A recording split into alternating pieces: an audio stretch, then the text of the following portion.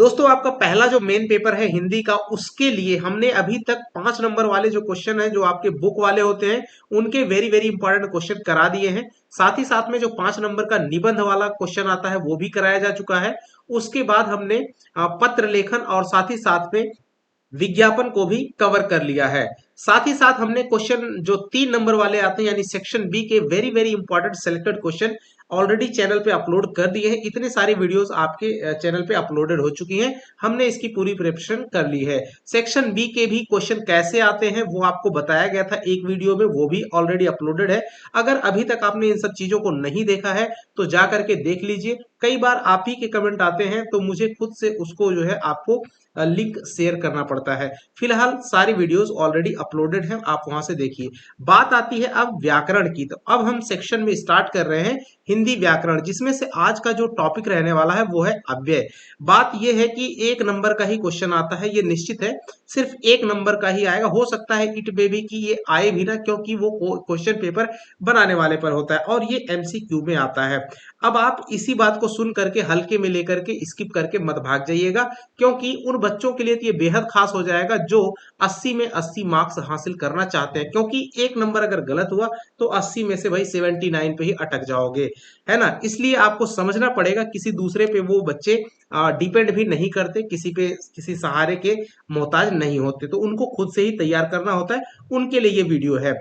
अव्यय की बात करते हैं। सबसे पहले अव्यय किसे कहते हैं? अव्यय एक प्रकार के ऐसे शब्द होते हैं, ध्यान देना, अव्यय क्या होते हैं? अव्यय जो है एक प्रकार के ऐसे शब्द होते हैं जिनका लिंग वचन और कारक के अनुसार जो बदलते नहीं है। ऐसे शब्द जो लिंग वचन या फिर कारक के अनुसार कभी बदलते नहीं है, उन शब्दों को हम लोग अव्यय कहते हैं। तो अव्यय एक प्रकार के क्या होते हैं? वर्ड होते हैं, शब्द होते हैं।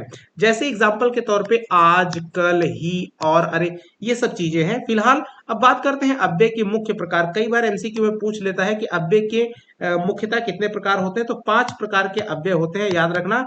मेनली 5 टाइप्स ऑफ जो है आपके अव्यय होते हैं। कौन कौन से? पहला अगर अव्यय की बात करते हैं, क्रिया विशेषण अव्यय।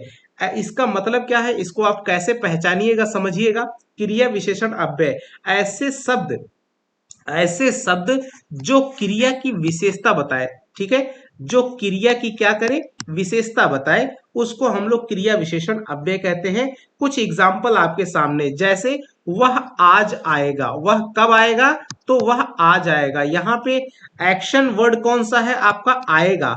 क्रिया आना हुआ और क्रिया की विशेषता बता रहा है वह आएगा, तो कब आएगा? वह आज आएगा। तो आएगा की खासियत बता दिया, आज। अब राम धीरे धीरे चलता है, तो राम कैसे चलता है? तो आंसर दे रहा है धीरे धीरे। तो यहाँ पे चलना आपका क्रिया हो गई, क्रिया की विशेषता है धीरे धीरे, ठीक है। राम धीरे चलता है। अब वह यहां रहता है, रहना, रहना हो गई क्रिया, इसकी विशेषता है यहां। कहां रहता है? यहां रहता है। काम अभी करो, करना हो गया क्रिया, इसकी विशेषता है कब? अभी, ठीक है। तो आई होप कि इन एग्जाम्पल से आपको ये स्पष्ट हो गया होगा क्रिया विशेषण अव्यय। अब बात करते हैं, थोड़ा सा समय तो देना पड़ेगा डियर आपको, संबंध बोधक अव्यय। संबंध बोधक का मतलब क्या है? जो संज्ञा या सर्वनाम का संबंध बताने के लिए यूज होने वाले शब्द होते हैं उनको संबंध बोधक अव्यय कहते हैं। एग्जाम्पल के तौर से समझते हैं, जैसे किताब मेज डैश है। किताब मेज कहां पर है? किताब मेज पर है, ठीक है। तो संज्ञा या फिर सर्वनाम, तो किताब कहां पर है? तो मेज पर है, ये आंसर बता रहा है। वह घर के कहां खड़ा है? बाहर खड़ा है।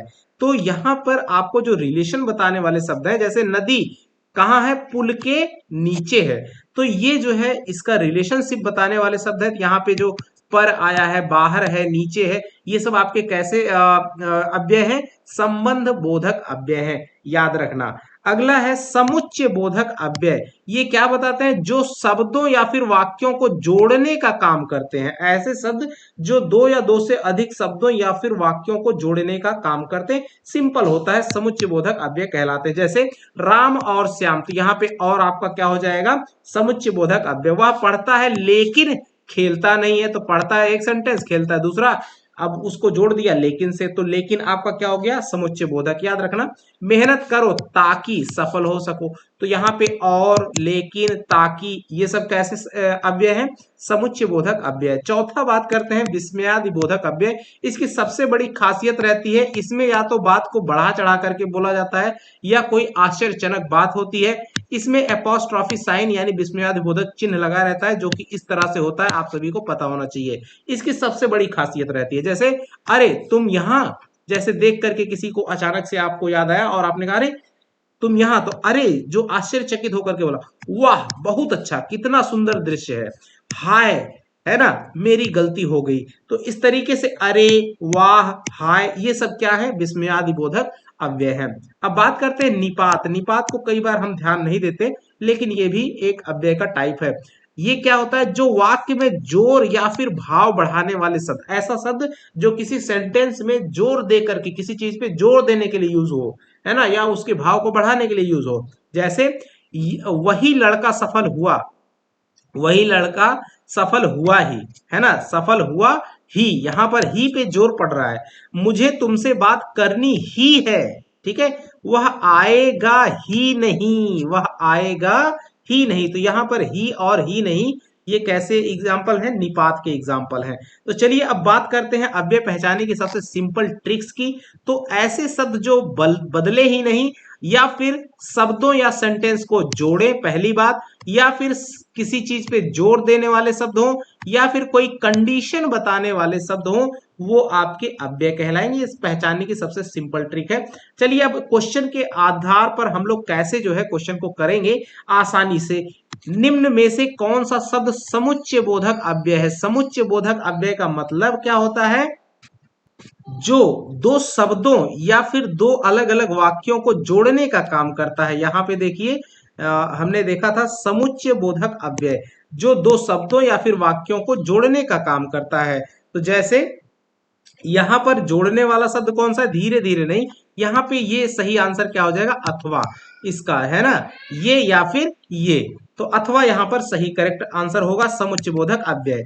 अब दूसरा क्वेश्चन है, खूब मन लगाकर पढ़ो अब डैश परीक्षा में प्रथम आओ। अब यहाँ पे सही अव्यय पद आपको चुनना है कि फिल इन द ब्लैंक्स में क्या भरा जाएगा, सही अव्यय पद आपको चुन करके भरना होगा।